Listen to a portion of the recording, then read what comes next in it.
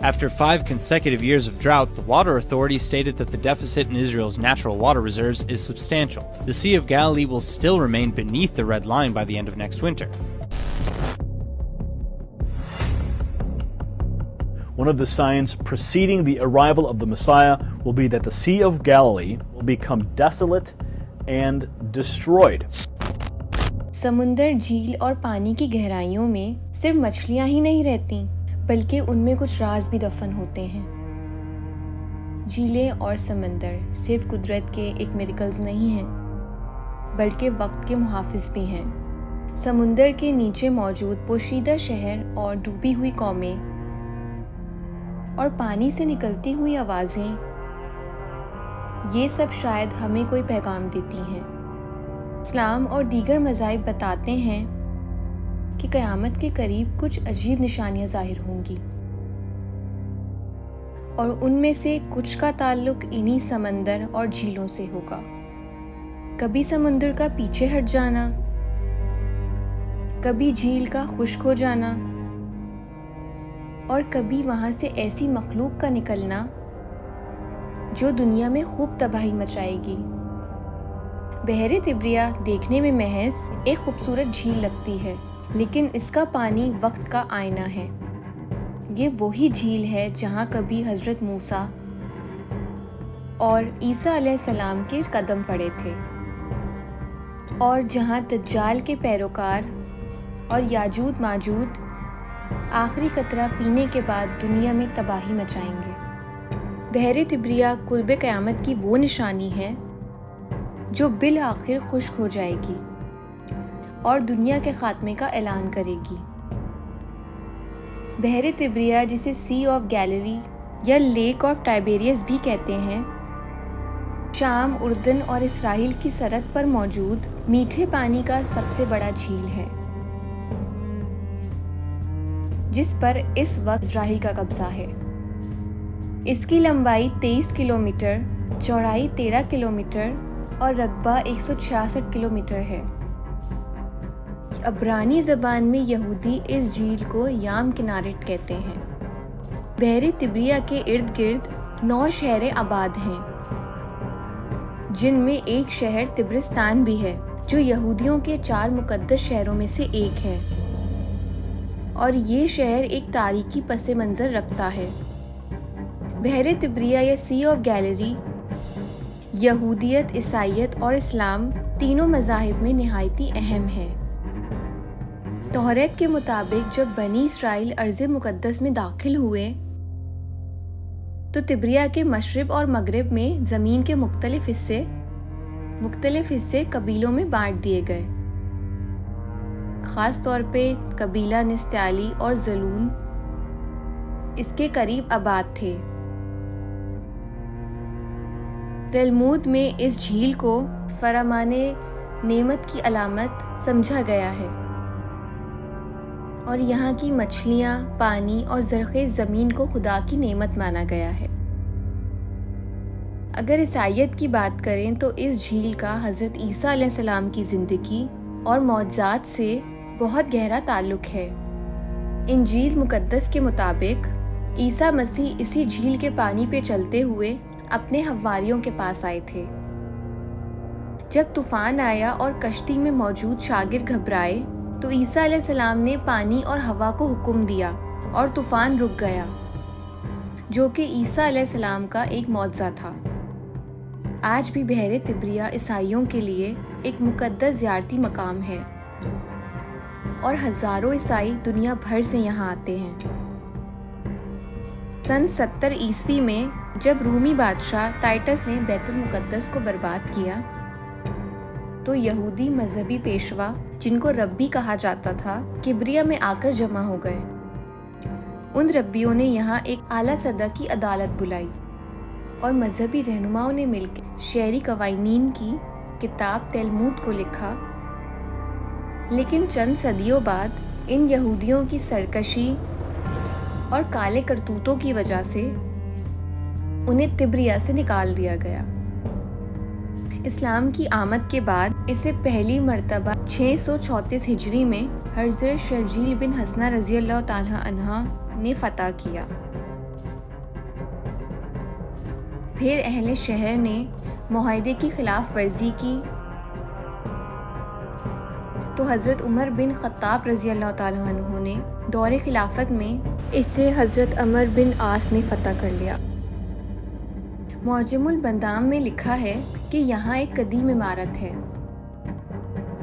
جسے ہیکل سلیمانی کہتے ہیں۔ اس کے درمیان سے پانی نکلتا ہے۔ یہاں گرم پانی کے چشمے ہیں جس کے متعلق مشہور ہے کہ اسے سلیمان علیہ السلام نے کھدوایا تھا، اور لوگوں میں یہ بات بھی مشہور ہے کہ اس کے پانی میں ہر مرض کی شفا ہے۔ اسلامی تعلیمات میں یہ جھیل قیامت کی بڑی نشانیوں میں سے ایک ہے۔ مسند احمد کی روایت کے مطابق رسول اللہ صلی اللہ علیہ وسلم آجود ماجود کا ذکر کرتے ہوئے ارشاد فرمایا، اور اللہ تعالیٰ یاجود ماجود کو بھیجیں گے اور وہ ہر بلندی سے تیزی سے پھسلتے ہوئے اتریں گے، بس ان کے لشکر بحر تبریہ سے گریں گے تو وہ اس کا سارا پانی صاف کر دیں گے، یعنی اسے پی لیں گے۔ پھر کچھ وقت بعد ان کا دوسرا لشکر وہاں پہنچے گا اور یہ لشکر بچا ہوا کیچڑ بھی کھا جائیں گے، یہاں تک کہ جب ان کا تیسرا گروہ وہاں سے گزرے گا تو وہاں اڑتے ہوئے گرد و غبار کو دیکھ کر وہ کہیں گے کہ یہاں بھی کبھی پانی ہوا کرتا تھا۔ یہاں سے وہ قتل و غارت کرتے ہوئے یاجوج ماجوج بیت المقدس پہنچیں گے اور اعلان کریں گے زمین پر ہمارا قبضہ ہو چکا ہے اور کوئی ان کا مقابلہ نہیں کر پائے گا۔ پھر اللہ کے حکم سے حضرت عیسیٰ علیہ السلام آسمانوں سے نازل ہوں گے۔ اہل کتاب کے مطابق آرمیگڈون وہ مقام ہوگا جہاں اینڈ آف ٹائمز میں اہل ایمان دجال سے جنگ کریں گے، اور افیق کی پہاڑی جس پر عیسیٰ مسیح اتریں گے وہ بھی سی آف گیلیلی کے جنوب میں ہوگا۔ یہاں بحر طبریہ کے قریب گولان پہاڑی بھی موجود ہے جو دجال کے فتنے کا مرکزی علاقہ ہوگا۔ واضح رہے کہ گولان کی پہاڑی سے کئی ندیاں اور چشموں کا پانی بحر طبریہ میں جاتا ہے۔ یہی وجہ ہے کہ 1967 کی عرب اسرائیل جنگ میں اسرائیل نے گولان ہائٹ پہ قبضہ کر لیا تھا، جو آج بھی اسرائیل کے پاس ہے۔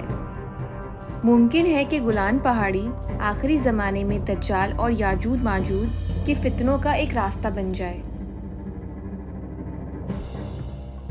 اس طرح یہ تمام اہم مقامات جن کا کہیں نہ کہیں کنیکشن دجال کے ساتھ ہے، گولان پہاڑی اور بحر طبریہ کے آس پاس موجود ہے۔ بحر طبریہ کے پانی کا کم ہو جانا خروج دجال کی بھی ایک بڑی علامت قرار دیا گیا ہے۔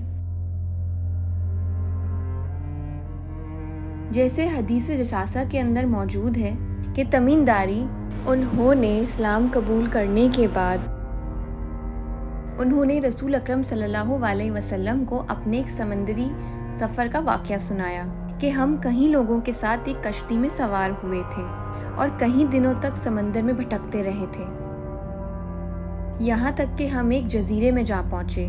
وہاں ہمیں ایک عجیب مخلوق ملی جو ہمیں ایک غار میں لے گئی۔